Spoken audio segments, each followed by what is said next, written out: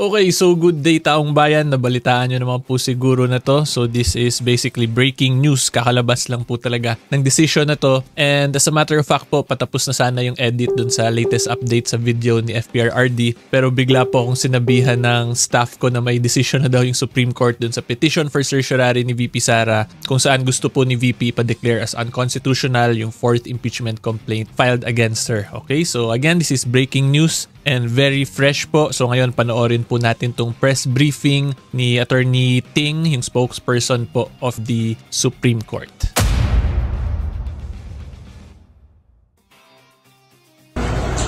Next. The Supreme Court has ruled that the House impeachment complaint versus VP Sara Duterte is barred by the one-year rule, and that due process or fairness applies during all stages of the impeachment process. I quote. Okay, wait lang. So yung ground nila, kaya nila dineclare as unconstitutional, is the one-year bar rule. So ibig sabihin po niyan ngayon, yung mga multiple impeachment complaints, may 4 pong final lahat, nagdoble-doble na yun siya. Yung isa doon, either complaint 1, 2, or 3, posibleng na considered na siya as initiated by the Supreme Court.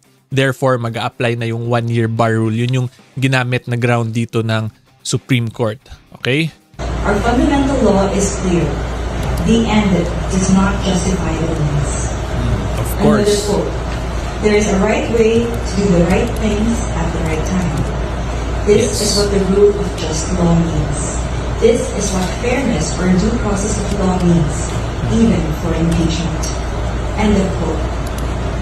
Okay, so comment muna tayo. Basically, parang ano lang yun, mga motivational messages ng Supreme Court na when you do something daw, hindi mo dapat siya i-railroad or may gawin kang kung ano-ano para lang magawa mo yung gusto mo.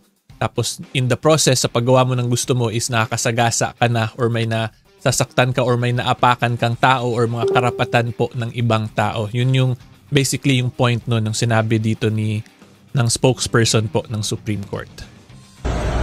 In a unanimous decision today, July 25, 2025, the Supreme Court en banc declared the articles of impeachment against Vice President Sara Duterte unconstitutional, noting that it is barred by the one-year rule under Article 11, Section 3, Paragraph 5 of the Constitution, and that it violates the right to due process enshrined in the Bill of Rights.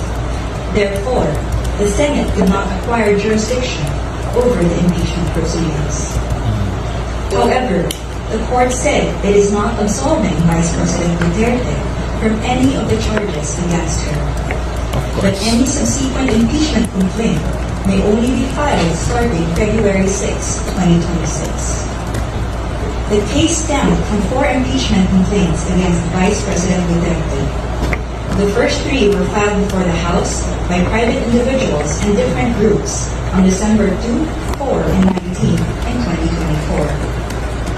A 4th complaint was lodged by a resolution approved by more than 1/3 of the House members of the 19th Congress on February. Okay, so basically yun na yung dulo talaga naputol. Wala na akong mahanap na actual full coverage nito. Kahit sa Supreme Court website, wala po silang walang link dun sa live stream nitong press ko nila.